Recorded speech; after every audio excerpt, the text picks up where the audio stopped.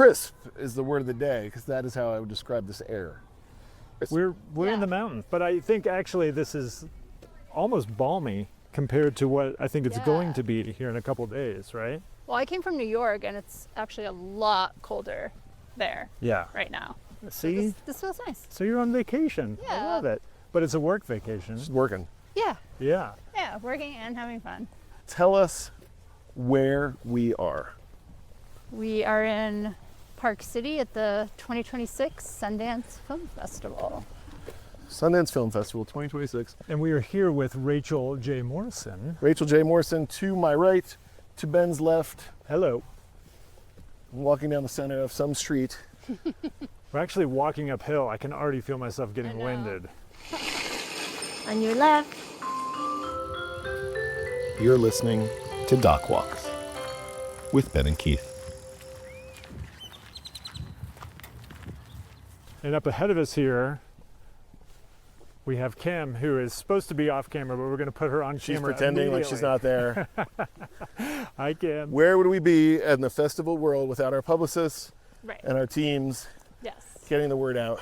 True. And today, Kim and director Rachael J. Morrison are getting the word out about Joybubbles, which you may notice from my brand new lid, which was courtesy of the Joybubbles team.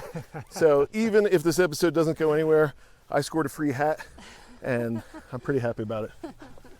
So thank you, Rachael. You're welcome. I am so excited to talk to you about your movie because it is the kind of documentary that I love. It's about an unexpected subject that on the face of it seems like, how would you make a feature-length documentary about that? Right. And it's injected with this sort of playful archival usage and animation over the top of it. And I love it. I love the name, I love the subject, and it feels very surprising and fresh. So for our audience, would you give them a description of Joybubbles? And I'm so winded already. Are you guys winded? This is a real hill. We went straight uphill, Keith. We jumped right into the episode. To be honest with you, normally there's a little more idle chit chat, a little more, some bad jokes. I thought it was an elevator pitch, not an uphill pitch. It's an uphill slog. I think it's worth stopping and just flipping the camera around. We debated, why don't we take a leisurely stroll downhill, of which that is for a long time. Yeah, let's do it. And instead, Keith was like, no, let's go straight up this hill. So it's all your fault. I didn't think out of shape. I didn't think you'd be complaining as much as you were. Oh, okay. I was like, let's go back down. I guess we're still going. Then we're going. We got to go up to go down. True. Okay. All right. So tell our audience what Joybubbles is about. Well, Joybubbles is about a boy who discovered he could whistle a magic tone and hack into the analog telephone system. And he inspired this whole new history of tech and hacking through that process. But this was back in the 1950s, 60s, and 70s. I mean, the and description... he was also born blind. And by the way, one more thing. Mention that. Yeah, he was a lonely kid, and he discovered the phone, and he just became obsessed with it. So he creatively used the phone. Kim. Oh, you want to go down here? His entire life. So, all right, now that we can catch our breath here at the top of the hill. So it is about a blind young man who figures out he can use the phone as a means of communication, but not in the way that we would think. Right. More novel way, almost as like a musical instrument, and like unlocking it, hacking it in this way that before watching your movie I didn't even know was possible. Oh, really? Yeah. Yeah. I also had no idea that there were people who hacked into the telephone system. I'm going to jump in right here and say, I am one of those people. I cannot whistle like Joe Engressia. Joe Engressia. Yeah. It's close. Joybubbles, he goes by. My freshman year at college, there was a kid who lived 2 doors down from me in the dorm who had a little device that he got by hacking together 2 different things you could buy at Radio Shack circa 1994 and we'd go to the payphone. You pick up the payphone. He'd play a little digital tone that went like, and it signaled. Hey, who says you can't do it? It's pretty close. It signaled that you would put a quarter in the phone, and you would just press the button like 7 or 8 times, and then you could call your folks back home. Well, and that's basically what he distance. was doing, is getting free long distance calls. That's actually right? called a red box. Yes. Red boxes would mimic the coin sound. Yeah. And then there were blue boxes, and that's what Joe would do. I mean, he could whistle the tones. It was a human blue box. Yeah, he was a human blue box. So the blue boxes were like similar devices to the red box, but it would use the tones that the telephone company used to control the whole system. You could hack into the phone with that. So Joe is a young boy. He's born in the late 40s. He's coming of age in the 50s. He's on the phone. He's hearing and putting together how the phone works, and he's asking questions. That's one of my favorite parts in the opening of the film, is just, it's his curiosity to know that draws this information out of people on the other end of the line. You just start He's kind asking of the revealing. operators and the linemen who are coming to like work on the phone lines. Yeah. There's an incredible line that Ben and I both kind of clocked when we watch it. We'll come back to that. Let's put that in our pocket. Okay. But I want to know, before we get too much further, Yeah. that's the general, like the entry point to this film. Yeah. Joe, young blind man who figures out how to whistle his way to free phone calls. Right. How do you encounter the story? How do you first get involved? What is the birth of Joybubbles, the movie premiering here at Sundance? I found out about him, unfortunately, when he passed away. There was a New York Times obituary about him, and I read the obituary, and I was just immediately fascinated because, like I said, I did not know that there were people hacking into the phone system. I didn't know there were hackers before computers. And then the second half of his life, where he becomes Joybubbles, was equally fascinating. This guy has a New York Times obituary. There's probably a documentary about him or a book about him or some kind of film. There wasn't. I just kind of sat on it for a while and was doing research about him, and then ended up meeting a friend of his, and then it happened from there. He introduced me to other people, and all of a sudden I was meeting all these people who were in his world. Okay, so be honest, we don't know each other at all. Yeah. Have you been trolling the New York Times obituaries looking for your next big story? Is Recently?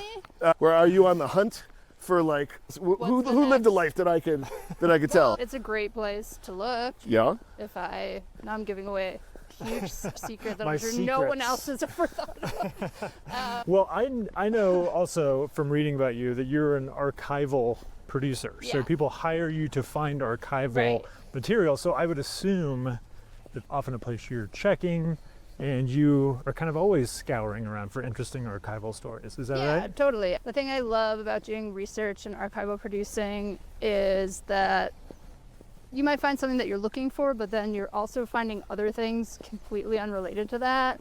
And I do clock those things and save them in a bank for later. You're looking at a newspaper page.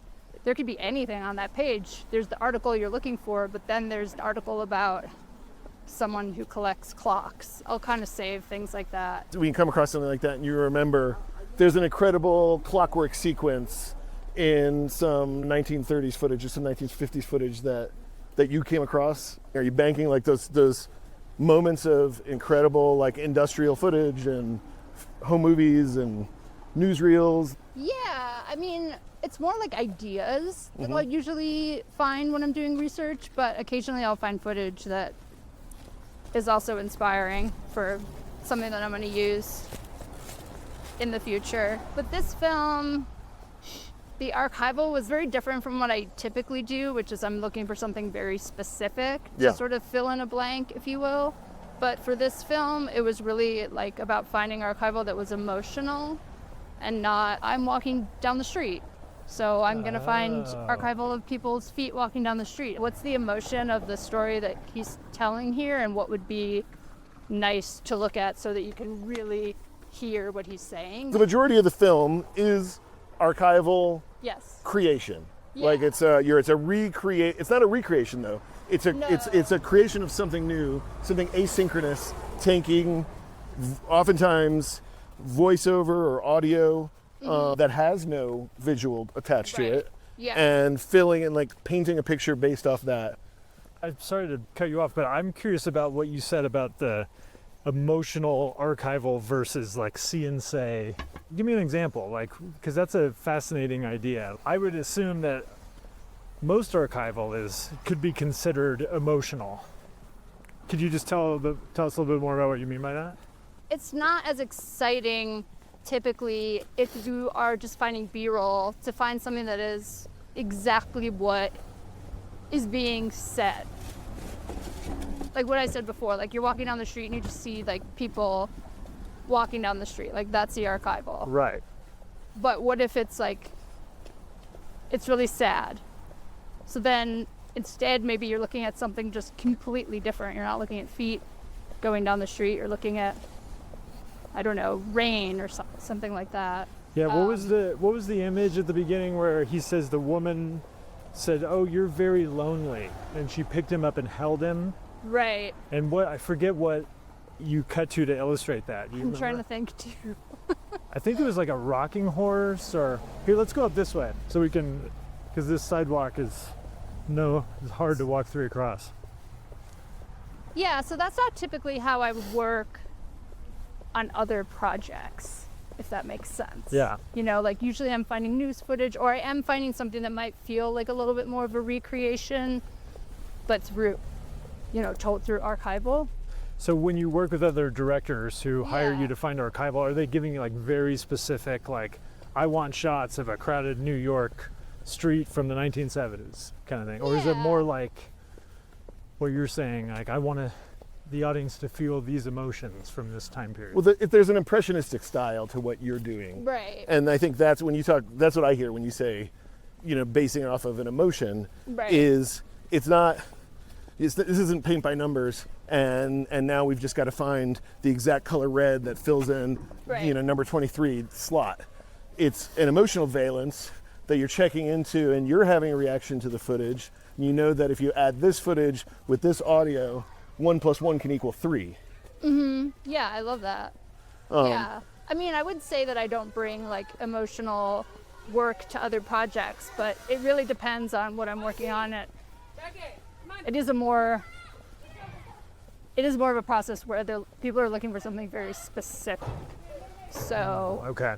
I think what was important with this project is that most of the movie, maybe 90% of it, is Joybubbles narrating his own life story. Right.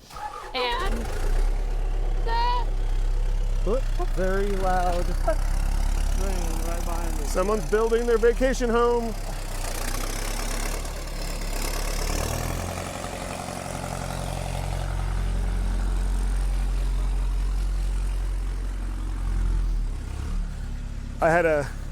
We had to motivate the audio. A film teacher told me a very long time ago, the shot isn't ruined when the helicopter flies overhead, as long as you can get a shot of the helicopter. Of the helicopter. But that wasn't a helicopter. You know that, right? That's not a helicopter? Shit. So, okay. I don't want to get stuck in the nuts and bolts of it, but I do want to go back to the beginning. You read the obituary. Right. You were sparked by the idea. Where does the wealth of audio come from? And how early in the process do you realize you can ostensibly build a narrative using Joybubbles' own words, augmenting with current day interviews with people who knew him? But where does that wealth come from, and where is like the light bulb moment for you that this can be the spine? Yeah, so I went around just shooting, talking head interviews. I wasn't really sure what the shape of the movie was going to be. And then I met a woman who's in the film named Cynthia, and she's an author, and she's going to write a book about Joybubbles. And she never did, but she was like, I have all these cassette tapes in my closet. Oh, by the way. Like the archival producer, documentary director's dream. And yeah, there were like 4 cassette, 90-minute cassette tapes, and he was narrating his whole life story, and that completely changed the film. Why was he doing that? He was giving her information for her book. Gotcha. So they were kind of sitting down together. She's not really asking him questions, but he was just, kind of told his whole life story from like birth up until the early 80s. What an amazing find for you. That's incredible. Over the years, I found other audio of him Right. through people. So it's just as much of a collage of audio as it is the visual elements. And that's why, I really wanted him to tell his own story in his own voice, because he had passed away. Also because he's blind, he's someone with a disability. And so that felt really important. And then the visual elements, although they're important, are there to kind of like heighten the audio, so you're really like listening to him, getting into like a meditative state of listening to him. Well, and he's a great storyteller. He's really adept at telling his own story. Yeah. And so I'm not surprised she's not prompting him with a ton of questions, because he strikes us right out of the gate as like somebody who's great at communications. Well, because he uses the telephone. That's what I was like. That's his instrument. So it makes total sense in a way that it would come across so complete and sort of well rehearsed. Because I bet he's done that hundreds of times. Keith, we should stop and talk about where we are, what we're seeing. Yeah. So for our audience, we are a couple blocks off of Main Street. We're in a neighborhood. We just walked past the corner of Norfolk and 12th. And there's the public library right across the way, which is home to screenings. But there's also, just like a tremendous Norman Rockwell scene unfolding before our eyes over here. Rachel, will you describe the picture ahead? There are many people with their dogs hanging out in a field of snow. With children sledding in the background here. It's very and quaint. Yes, it is very cool. I'm envious of these kids growing up here with such a prime sledding hill. Yeah. Let's walk across this frozen tundra. Sure. Let's risk it. Ooh. Oh, yeah. Okay. I know. I'm a risk taker, I'm Ben. worried about Kim, but okay. I'm a little worried about Kim and her high heels too. Are you okay, Kim? Kim's working hard over there. She's dressed for success. And she's going to have a... Ooh, it is icy. Yeah. Okay. So there is a standing archive. It's been sitting in a closet. Yeah. It's been waiting for the right person to come along. And of course, Yeah. you are that person. Why are you that person? What in this story... Fellini says all art is autobiography. And I think I agree with Fellini in this instance. Is that true for you? Is there an autobiographical look at Rachael J. Morrison in the life of Joybubbles? Is there a pull through for you? Yeah, loneliness is a big part of the story, and I certainly have had moments where I feel lonely. I think that's also what's so universal about the story. But yeah, I think that also drew me in, and then the creative ways that he found to bring people to him. And that was through the phone, always through the phone, but not just like phone phreaking. Later in his life, he had these fun lines that he would host on a answering machine, and people would call in and they would listen to a recording that he made. So it was like a radio show. Oh, no way. And That's so you guys cool. didn't get to the end of the phone. No, not So yet. you have that to look forward to. But So it was almost like his version of like a public access show or something? yeah, Where you but would it was call in? all audio. It's like What a years is that? proto-podcast. Yeah. Oh, right. And it's I kind of look at it as like he was hacking broadcasting. Yeah. Because at the time, radio was live, or at least there was a schedule. You couldn't say like we can now, like, oh, I'm going to listen to this podcast at 5 p.m. today. You would just go, oh, it's on at 2 on Saturday. I have to listen to it then. But you could Or always never call, again. Right. Or you could always call his number. For 1 week, when you had it up, you'd change it every week. Could always call any time of the day and listen to that recording. Wow. Listen to it again, listen to part of it, So like you would cool. with a podcast, but this is in the 80s and 90s. Wow. Right. And I particularly love this because the term phone phreak, Yeah. I was not familiar with. I'm going to need a Right. definition here. Yeah, what Sure. is a phone phreak? A phone phreak is just someone who can hack, most simply, just someone who could hack into the telephone and make free long distance calls, which back then were really expensive. We just take it for granted now. Right. It's hard to imagine having to pay a lot Well, of we money do pay. We for just a phone. we committed to carrying $1,000 phone in our pocket everywhere we go and pretending like we haven't Yeah. just like shoveled the money over. That's a good point. Very true. Yeah, because I remember fighting my parents over long distance calls in the Right. 80s. Absolutely. Yeah. And you're right, like I was telling Ben this earlier, my son is 10 years old, and for Christmas we got him a landline. Oh, It's called a cool. tin can. Oh, Oh, those are cool. They're really I kinda want cool. one. They're great. Yeah. Like it's like a princess style phone from the late 70s that we chose. Program in who he can call and who can call in. It works just like a regular phone, but it has parental controls where you have speed dial to make his life easier, and he can't use it before 8 a.m. or after 8 p.m. And when my wife told us she wanted this for him, I thought, he's 10, he hasn't asked for it, and we haven't exposed him to a lot of technology. Like, he doesn't have an Apple Watch or iPhone. We don't even have video games at the house. So I wasn't excited about introducing this communication technology because I just thought, well, we're opening the door to all the things we're scared of in society right now. But I was completely wrong, because what it did, he immediately got into this really cute habit of hopping on with his 5 or 6 little friends, and he'll call them, and they haven't figured out it has 3-way calling, and I'm kind of like not sharing that with him yet until once he finds that out, it's over. But if he's anything like me in high school, then it's just hours. Well, last night he was on right before I had to start packing to come here. He was on with his friend, and he told his friend a joke, and his friend's like, I want to tell the other friend the joke. I'll call you back in 5 minutes. And he literally hung up on him to go call someone else to share the joke, and then call back to tell him how the other kid laughed at the joke or didn't. And it just opened up his life so much. And so you talk about like loneliness, he's an only child, and he's stuck hanging out with me and my wife all the time. And, I make him watch Antiques Roadshow and other stuff that I'm interested in. So Theo is a phone freak, is what you're saying. Well, he hasn't quite figured out the hacking on his own, but he might not be that far. He's an ingenious, creative little kid. But there's just something that feels so baked into our lives as kids that in a way is gone now.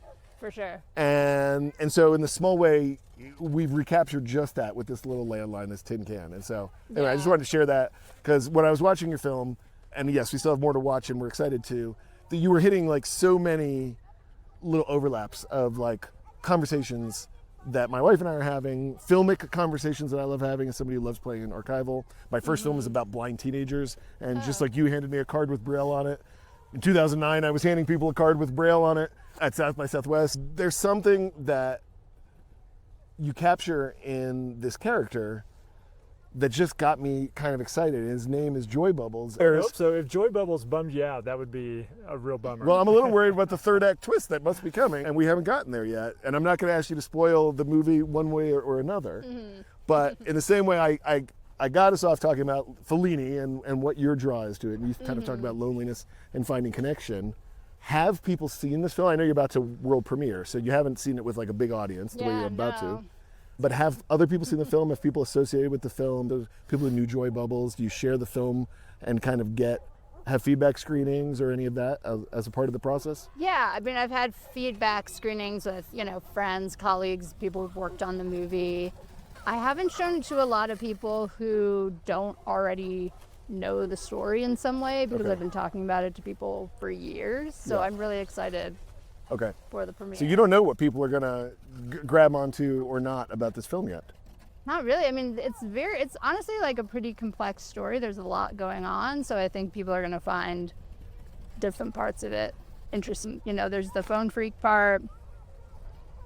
He's someone who's blind, and there's the Joybubbles part that I'm very excited about, because I love that name. I want to talk about phone freaks in the sense of, you mentioned that you'd seen Winnebago Man, and it feels like phone freaks are a precursor to like underground tape traders that was happening pre-YouTube, where it was like this kind of niche community around this kind of antiquated technology, which at the time wasn't antiquated, I guess, but now we look back on with fondness, because you had to pass VHS tapes around, and you could only watch it if you had the physical copy, and having a landline phone was a prerequisite to being able to hack the way that he was doing, and then having an answering machine to call in and listen to the messages. And were you ever a part of a community like that? Were you like I traded tapes in high school. I was into jam bands.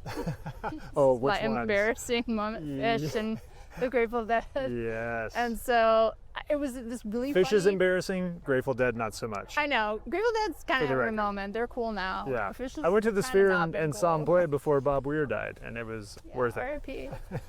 But yeah, it was this funny moment in tech where I had the internet, I had a computer, but you couldn't burn CDs yet. Right. So I would find communities on the internet, and we would trade tapes in the mail, and we would just copy a tape to another tape. Yeah. Oh, you were. And then yeah, trade them. You were. And like make art for like the J cards, liner notes. Yeah. So I still have like 50 of them in my were you parents' going to Shakedown Street and selling ganja goo balls and the whole 9 Space yards? cakes. And no comment.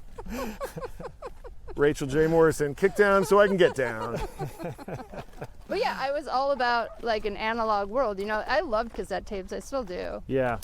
I Like, know, me you know, too. There was making, something like, about the time that it took. mixtapes, Like you had to be so intentional, and like Yeah. if you would mess up, you had to start over and rewind. Like Right. I remember spending, like if I was wooing a potential girlfriend, I'd spend hours, if not days, compiling like a perfect mixtape.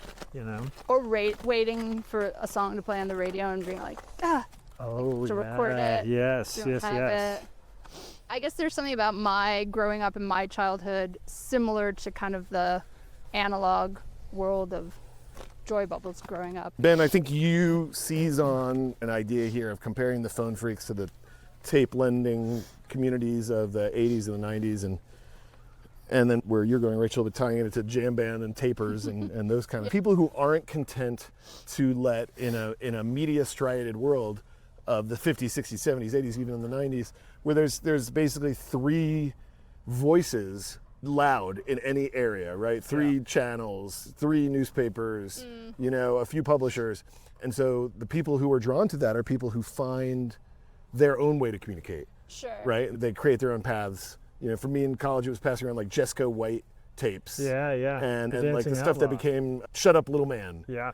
And, early Jerky Boys. Right. Which is... They were the Beatles of prank phone calls. I made a prank phone call doc, a short one about, I grew up in Kansas and Oklahoma, and there was this very famous Oklahoma prank call tape called Park Grubs, and I made a like you 20 would minute. play it when you called the person? No, Would like you- they were maestros at prank Oh, calling I people, see. You and they would listen to them record prank it. call. Okay. Yeah, it was like Jerky Boys, but Yeah. funnier and weirder and an Oklahoma twist on it. I want to see that. And we made a version where we had to do a lot of like archival, and we faked actually a lot of the archival in that film, where we got some kids who, there were like basically 4 members, and we got them, cast them all around the same age and shot it on Super 8 and with high cameras, and then used it as like stylized reenactment, but it also cuts against actual VHS that we had of them, and so I think it passes, and you don't necessarily know. So asking you how you use, like, so there's not a lot of footage of him necessarily, but there's a lot of his voice, Right.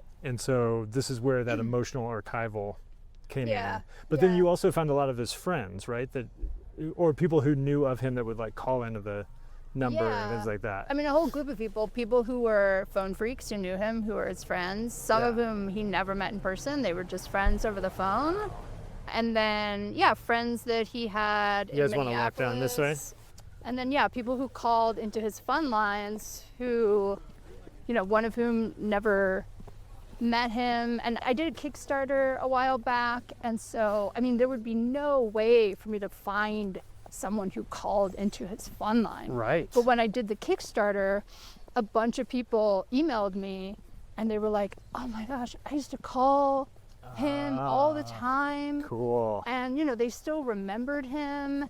And it's like, It was like you put the people- word out and people were excited to tell you their stories. yeah, and I mean, and their stories were amazing. And I ended up talking to a lot of those people and interviewing some of them. But yeah, he's the kind of person where, someone who knew him would kind of Google him every once in a while and be like, what happened to him? So you mentioned Kickstarter. How long did it take you to make the film, and how did you fund it as you were going? It took me a decade. Yeah. And Really? It took you 10 years? yeah, it took me a long time. Did the Kickstarter, that was great. And then, just along the way, a group of really awesome people came in. Man, congratulations. This must feel amazing to have worked on something for 10 years that is premiering at Sundance. I mean, that's the best Yeah, premiere it's you could wild. have. It's a perfect tee up to the line that grabbed me in the movie. And me. Don't you try to co-opt 10 minutes. When the line happened, I had a big like smiling nod, and I kind of locked it in my brain. And right after that, Ben said, "Ooh, that's a good line." And then I thought, I better bring it up first on the podcast because Ben's going to take all the credit for noticing the good line. And to be fair, that's accurate. Yeah. We know each other well at this point. We're going to share credit on this one. We both, and we won't be the only ones who responded to it, but it speaks to working for 10 years on something like this and then getting a chance to share it here at Sundance. If you love something enough, it loves you back. That's a bad memory of the line. Ben, do you remember better I think that's right. If you love something, it will love you back. Yeah. If you love the phone enough, it'll love you back, is what I think he's he does say that, and then he says it without the phone. He says it in sort of like this, like, oh, that's a parable for life, which I think is why we both went, ooh. Because it is a parable for, but that is like, I think independent filmmaking and documentary filmmaking is something that you have to love it, and it won't love you back unless you love it. It often won't love you back. Then you get slapped in the face with the reality of how little it will love you back. Even when you do love it, sometimes doesn't love you back. And then you just have to love harder. We were talking about this in the airport today. I'm talking about this right now. I've got a lot of projects in development, and I'm trying to figure out like where my passion is as a storyteller. Like, we work so hard to get these things done, and sometimes you have to pivot and have multiple projects going at the same time. Right. And there's like a shiny object over here that'll kind of get your eye, but it doesn't necessarily get your heart. And you may not realize it until it's a little too late when you're in the project and you kind of can't make heads or tails of why the project isn't singing. Right. And you realize like, oh, because it doesn't sing to me. How can I expect to sing for other people if it doesn't sing for me? Did you, during that 10 years, ever have times when the project felt imperiled, where you felt like walking away, or you felt like this is never going to get done? Over the course of that amount of time, I definitely had moments where I thought it was never going to get done. Yeah. I had a lot of angry Kickstarter backers. But no, then I realized the people who were upset were actually my biggest fans, because they just kept checking in and going, wait, I really want to see this. Yeah, so I kind of like ended up, at first I was hurt, but then I kind of realized I had to embrace it. So how did you keep going, knowing that, this was a 10-year, often uphill battle? What was it that kept you in the fight? Yeah, like, he's just such a compelling person. I just couldn't stop thinking about him. And, it took me a long time, too, because I didn't go to school for documentary film. I really didn't know what I was doing when I started. And then I became an archival producer. And so through that process, really learned a lot more about filmmaking. I made a short along the way. And then I just, slowly assembled a team of really awesome people who are super creative, collaborative, knew what they were doing, and we got it in. Talk to us about that team, and specifically what I want to know is the relationship between director and editor. Sure. Specifically because this film, all archival films are all documentaries are dependent on a great dynamic between director and editor editor does so much lifting. But in archival especially when it's impressionistic archival, because it's subjective, right? And there's not a right answer. You're not looking for a one-for-one. And so what's that dynamic? We'll talk about you and Bradford and where he comes from, how you guys connected and how it worked. Sure. Well, I'll talk first about Patrick Lawrence, who started off editing the film, and he's amazing. And, he kind of laid the whole groundwork for the movie, basically made a radio edit, which I think made a lot of sense for this film. So we had all this audio and just spent a lot of time like sifting through all of it and figuring out what the story would be and laying that whole thing down. And then when Bradford came on, it was kind of like adding the visuals on top of it. And of course, still working on the story too, but really like fleshing the whole thing. Patrick Lawrence. Yeah. Where's he based, and how did that relationship kick off? He's in Los Angeles, and I was there at the time, and he had worked with one of the producers, Sarah Winshaw, on some films, and so that's how we got introduced. He loved the story, and he was amazing to work with.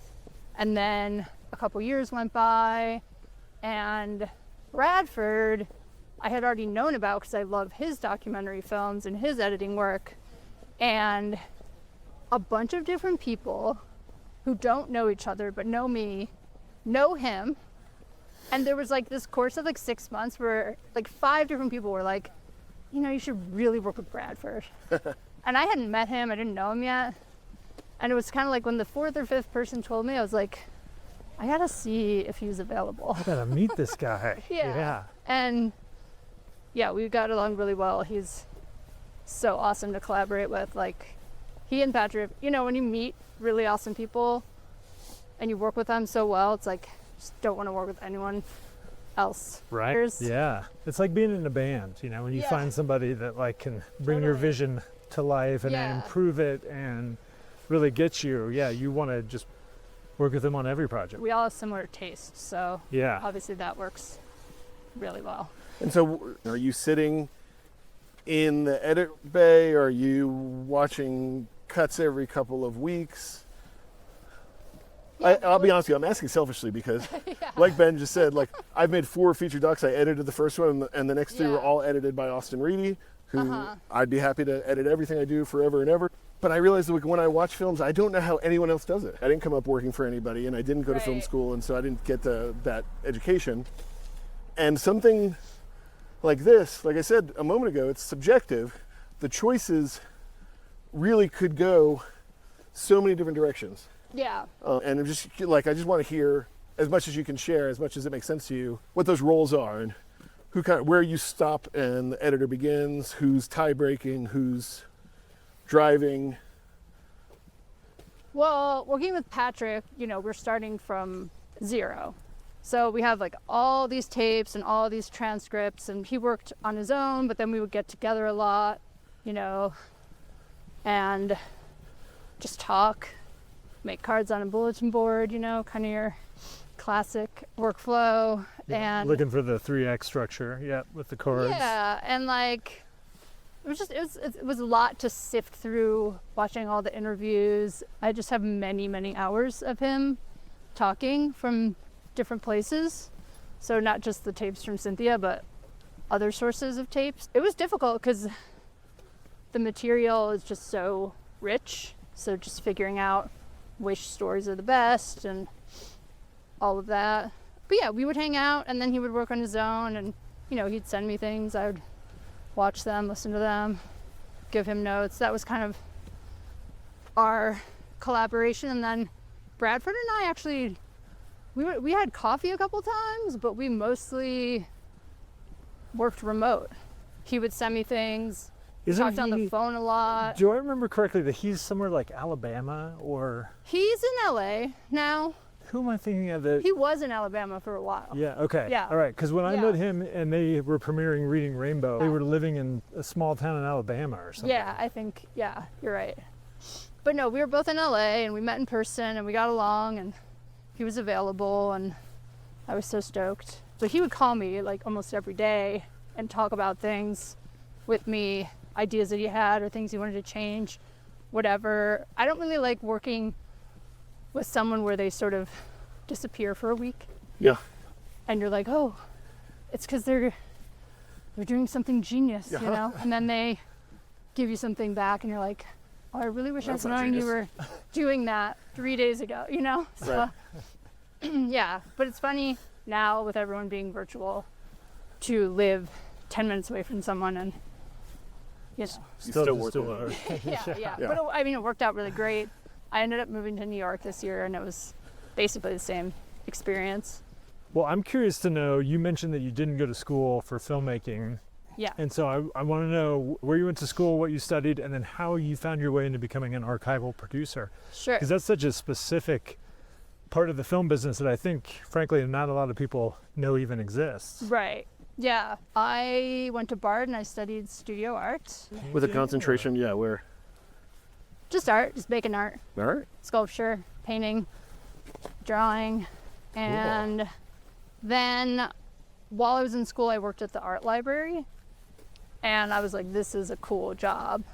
This would be a cool day job to have while I'm trying to have an art practice. So moved to New York and I ended up working at MoMA in their library, which is just a total dream job. Yeah, amazing. And then I moved out to LA and I was like, there must be something like a research job for documentary films.